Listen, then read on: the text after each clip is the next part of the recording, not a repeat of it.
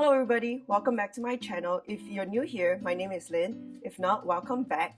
Today's video is a really fun one. So a couple videos ago, I talked about how I got these giant floral tubes off of Amazon that I'm planning to use for propagations. Quite a few of you have messaged me on Instagram or Facebook, I don't remember, thinking that I was planning to fill these tubes with water. I am not. I plan to run a little experiment with this video as like the precursor, and then there will be a follow-up video checking out all of the results of our experiment. So today we are going to prop a couple plants, and we're going to introduce more new plants to you through this video. We're going to prop a couple plants in this floral tube with different substrates, and we're going to let them root for the next 4 to 6 weeks, or maybe even up to 8 weeks. So this might be a long time coming before you see the follow-up video, but there will be a follow-up video, and I am so excited to show you the results of rooting with these giant floral tubes. And let's go. So if you haven't seen my step-by-step video teaching you how to A, prop a Hoya from the mother plant, and B, root it in fluval, go check the video out. I will have it linked down in the description box below. And following up on that video, if you also haven't watched my video on transferring your rooted fluval props from fluval into a semi-hydro closed container setup, go check that video out as well, and I will also link that down in the description box down below. Alrighty, this is our first sacrificial lamb. This is the Hoya Canosa Freckles. I got this at a local plant swap about 3 weeks ago, not 2 weeks ago, maybe 3 to 4 weeks ago, and it has already rooted very well in my full lacquer setup, and it's in a recycled glass container, yay. And it is also already showing a bunch of new growth at the top, but I don't quite like this random long strand here, so I'm gonna prop that, and then we can thicken up this pot even more. First things first, I always like to have a rag on hand because things are gonna get dirty, wet, and messy, so I always want to have my rag and my propping scissors on hand. And then step 2, my handy dandy alcohol bottle. So before I prop any Hoya, some people use fire, I don't. I think it's a lot of work. So I just grab my spray bottle with my alcohol, I spray it over that rack. Make sure you get both sides so that your scissors are clean, and then we're ready to prop. So here we have our plant, we have our disinfected pair of propping scissors. The best place to cut a Hoya, again, you don't have to chop off the leaves and put a note under the substrate. So Hoyas root completely from the stem. So over here we have this really long stem. I want to cut right here above the previous note so it can continue to grow and churn out new growth. So I'll chop right here, and the roots are going to be rooting right along this stem. Once you've done your cut, your cutting should look like that. So 1 to 2 leaves or a cluster of leaves depending on how your Hoya grows. A note, so this is the note right here, this T junction here, and then all of your roots are going to root from the stem of the Hoya. If you see these little bumps on your Hoya, that's where a lot of the aerial roots are growing, and that's where it will root the fastest when you put it in water or you put it in any kind of substrate. Now that you've cut your Hoya, you don't want to root this like immediately. You don't want to put it in water immediately. You don't want to put it in any wet substrate immediately. This needs to callus over. So we call it callusing because you want it to kind of dry up where you cut it and form a little bit of a callus before you put it in any wet substrate. The reason for that is to reduce the potential for stem rot. So I've had it happen to me. By now I've propped like probably hundreds of times, but I've had it happen to me maybe less than 5 times where I wasn't patient enough and I just kind of like chopped the plant and went immediately into water or like any kind of substrate that I was using at that time. But it's a very, I feel, common mistake that a lot of us make, especially in the beginning of our Hoya hobby. So just be a little bit patient, chop it, set it aside. You don't have to wait like hours for this to callus over. I find anywhere between 15 to 30 minutes minimum is pretty good. If if you're chopping it in the morning and you're like going to work, or like you're going out and living your life and doing your day, you can just leave it as is and it'll be okay for a couple hours, and then you can just put them in the substrate at night when you come home. So you don't have to like prop and put them into the substrate immediately. In fact, it's better if you don't. So here's my cutting. I'm gonna set it aside while I work on all of the other plants over here, and then we'll just keep going. Alright, second plant. This is the lovely Hoya Germany Splash. I really enjoy this Hoya a lot. It's not the fastest grower, but it's not super slow either. The splashing on these leaves are just to die for, and they sun stress to a hot pink, if you can see over there. It's just a beautiful Hoya. It's pretty easy going, to be honest. It hasn't kicked up a fuss for me at all since I got it. The leaves will get bigger when you cut down the light, so I moved these to like the back of the shelf to get more filtered light. So I'll say this is about medium light, so the leaves are a lot bigger compared to this one over here where it was under highlight. So it's really up to you how you want to titrate the light conditions on your Hoya to get the result that you want. But I really enjoy this Hoya, and because of that I want to prop it so I can, you know, root out an even bigger mother plant. An extremely important thing you need to take note of, especially when you're propagating several plants at once, is to make sure you disinfect your scissors between each plant. Even though I know most of my plants are okay, I think it's just such an easy thing to do, and it takes like no time for you to just squirt some alcohol on your scissors before you go into the next plant, that I highly recommend doing that. It helps you to prevent any spread of diseases like fungal diseases and all of that kind of stuff. So we're going to squirt the scissors. Alright, that's done. I'll let it dry out a little bit.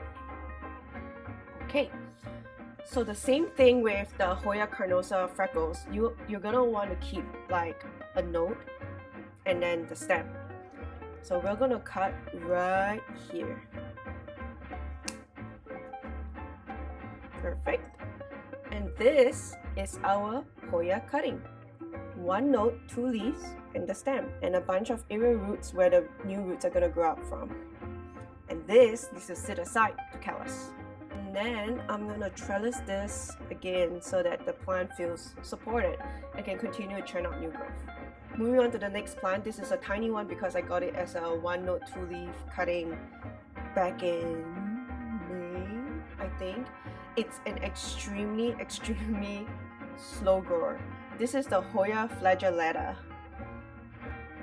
For how slow it is, I have to say, I keep thinking about getting rid of this Hoya, and then I keep changing my mind because it just looks so bizarre. Like the leaves are crinkly and not like just a regular green. They kind of like look dirty a little bit. And then it's also viney and just crusty looking. And I think if you're looking for like a crusty, prehistoric looking Hoya that is also very slightly hairy, this might be it. Especially if you're like looking to collect beyond the regular clemencerums and stuff. I think this is a really good smaller leaf variety, prehistoric looking Hoya. But anyway, because it grows so freaking slow, I'm gonna help it out a little bit by chopping right here so I can thicken up this pot.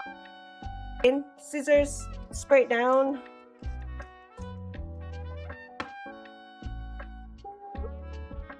And then we chop. Right here, as you can see. Right here. And then we're gonna release this cutting from the wooden stick I have in it, and this is our tiny little Hoya cutting. We're gonna set that aside and let it callus over, and then this little cutting, well, the rest of this plant, I'm gonna trellis.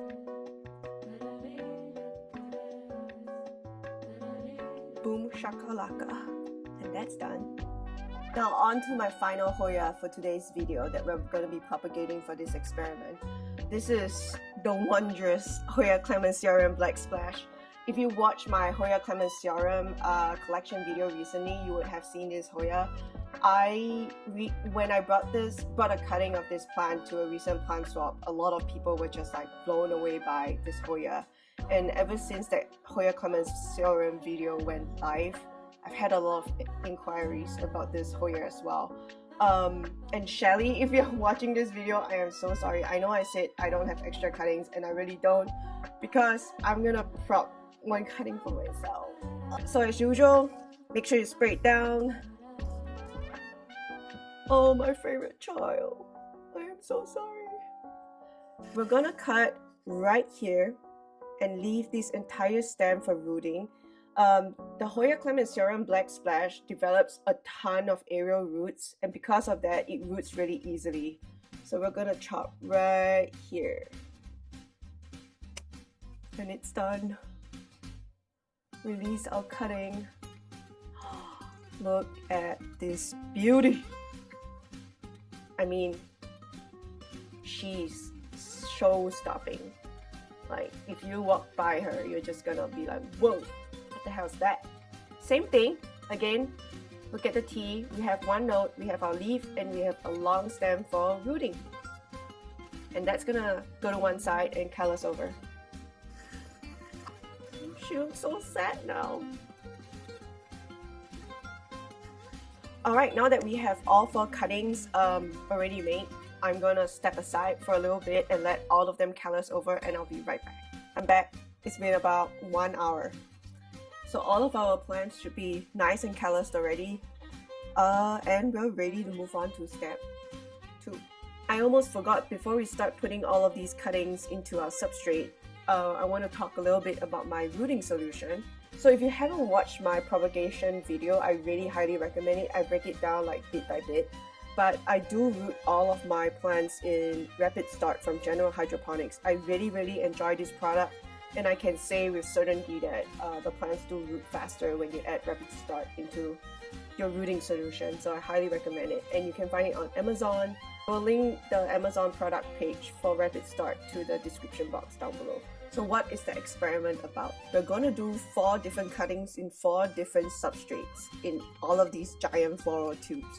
So the first cutting we're going to do is the Clemencerum Black Splash, and we're going to do this in, let's do Fluval. Alright, so we're going to fill out this tube with Fluval, stick our cutting in there, and then we should be good to go. If you look at the lid from this floral tube, you can see that the hole is pretty big, so you don't really have to trim the opening to make it larger or anything like that. I think this is going to fit in just fine, and I was right. Perfect. On the smaller floral tubes that you usually see from sellers, those sometimes need to be trimmed to fit like thicker stems like these. Just FYI. Alright, I have the cutting firmly lodged in there with a full tube of Fluval. So this Fluval doesn't have any pond in it. This is just regular Fluval, and I'm gonna squirt some of my rooting solution into the hole. So this looks pretty good to me. Hopefully, and I'm gonna keep track of like how fast this dries out, and I think it's probably not gonna dry out super fast because we have this little lid on. So for this second cutting, let's try leca. Let's see how that goes. Hang on one second. I'll go fill this little tube with leca. I'll be right back. I filled it up about halfway, and then now I'm gonna continue filling it up. Okay, I'm not gonna lie, this was way harder to fill than the Fluval. I think because all of my leca pieces are really huge. So I think if you want to use these floral tubes for leca, you're gonna have to invest in the smaller clay pebbles that they have on Amazon or wherever else you buy your leca from. But this particular size is way too big for this application, I think. But I'm still gonna just add water to this and then root it out and see what happens. Alright, and here is our second tube with leca and water. Looks good. So I changed my mind. I think for this flagellata cutting, because it's so small, it would be stupid to put it in such a big tube.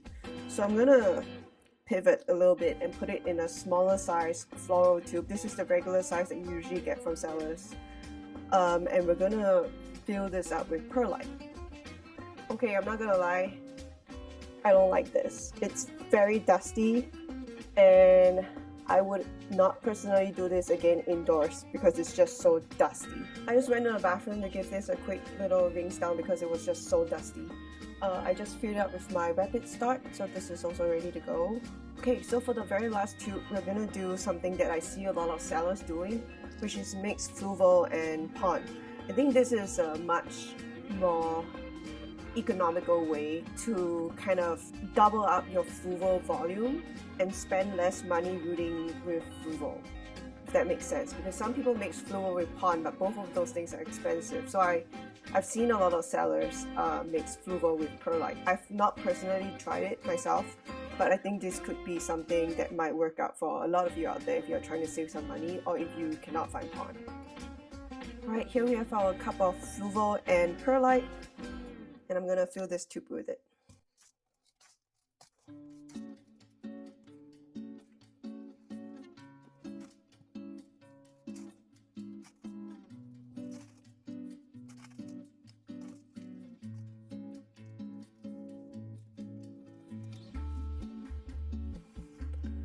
Alright, here we have it. And I'm gonna fill this up with water. Let's see.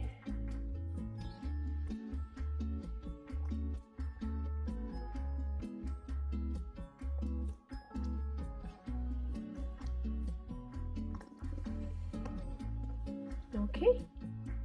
So we have come to the end of this video. I have all three of my props over here in 3 different mediums, and I will report back which of these cuttings start rooting first.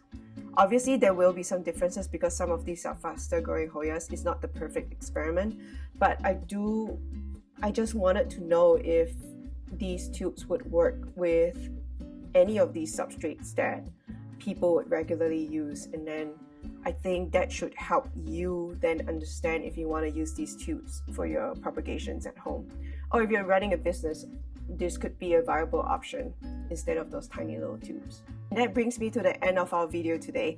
Thank you so much for your time. Thank you for spending your time watching this video and looking at how I prop my Hoyas.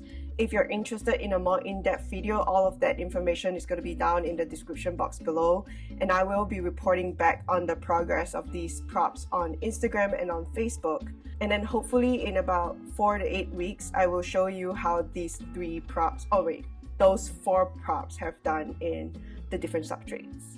If you enjoyed the video today, please like, and then please subscribe to the channel as well if you want to watch more Hoya related content or tutorials. I also recently started a Hoya after hours series because it's getting dark really early and sometimes I'm bored at night and I want to just do plant chores, and I thought to myself, now that I have a YouTube channel, why not bring you along for the journey? So that's also on my page right now, and I've started a new playlist for that. So whenever I have Hoya after hours videos, those will go straight into that playlist. Anyway, if you have any questions about anything we've done today for propagations, or if you would like more information about these floral tubes, just comment down below or check out the information in my description box. I am usually very responsive comments wise on YouTube and also on Instagram. Yeah, let me know if you have any questions. Have a wonderful day. Bye.